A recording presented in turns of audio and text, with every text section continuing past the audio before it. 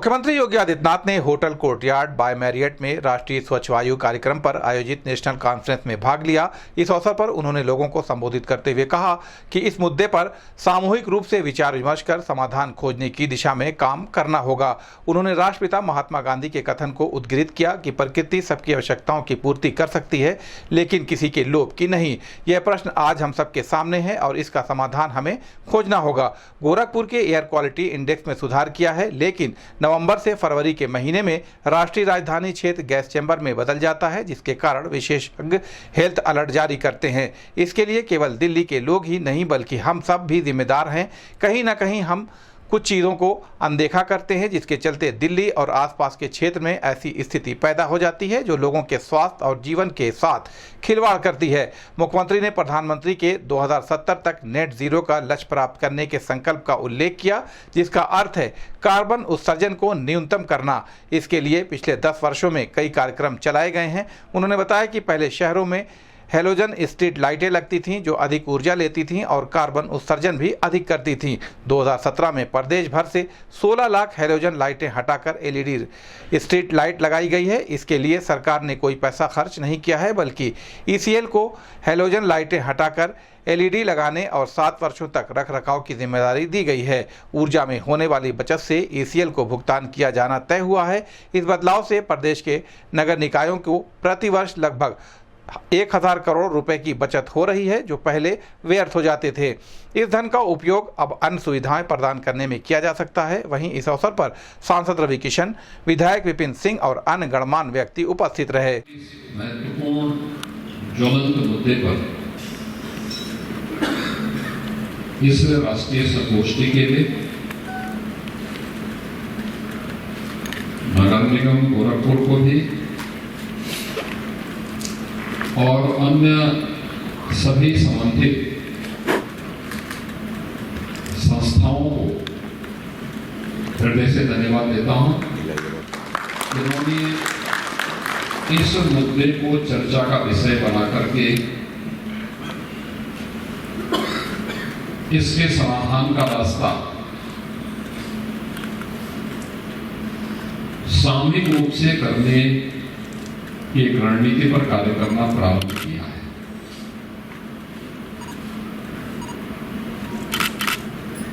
राष्ट्रपिता महात्मा गांधी ने एक बात कही थी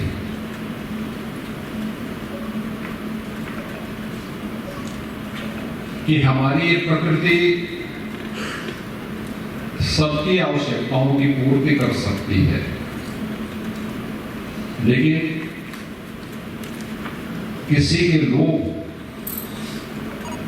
को पूरा करने का सामर्थ्य इसमें नहीं है। और मुझे लगता है कि यहीं से जो प्रश्न हम सबके सामने खड़े हुए हैं, इस जीव सृष्टि के सामने खड़े हुए हैं,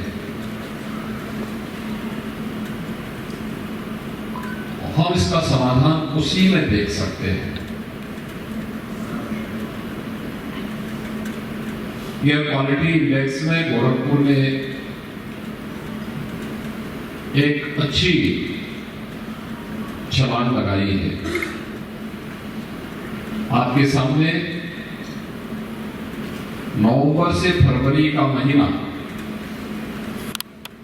राष्ट्रीय राजधानी क्षेत्र के अंदर जो स्थितियां पैदा होती हैं, जिसमें माननीय उच्चतम न्यायालय को बार बार इंटरवेन करने के लिए मजबूर होना पड़ता है, वो दृश्य भी होता है जिसमें पूरा एनसीआर क्षेत्र एक गैस चैम्बर में बदल जाता है।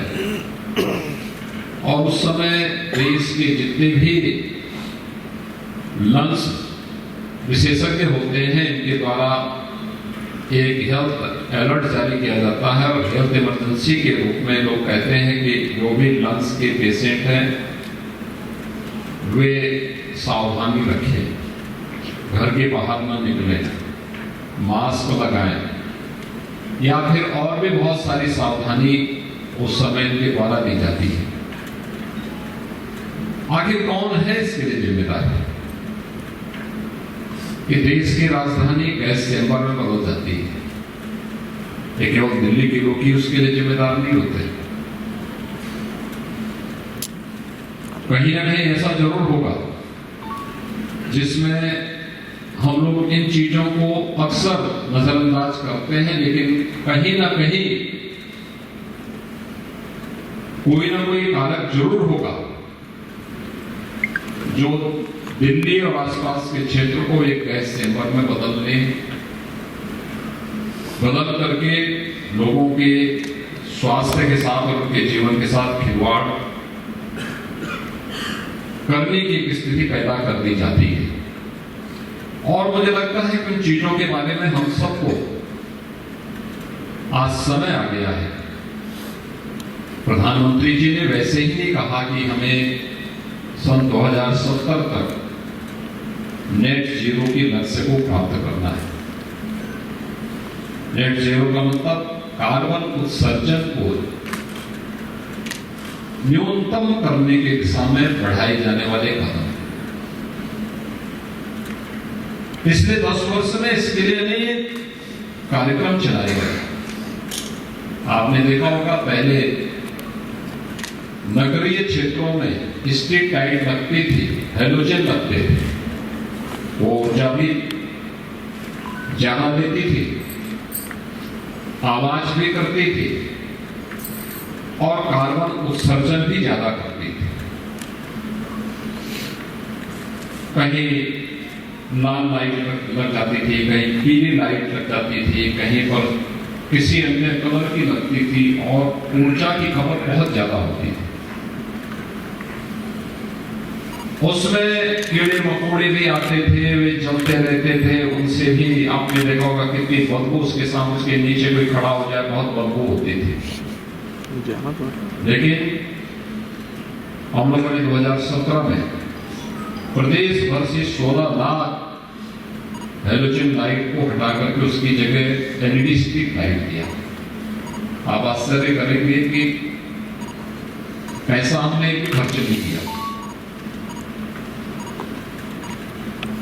हमने EESL को ये जिम्मेदारी दी कि वह ये जितने भी हेलोजन है इनको हटा करके इनकी जगह एलईडी स्ट्रीट लाइट लगा दें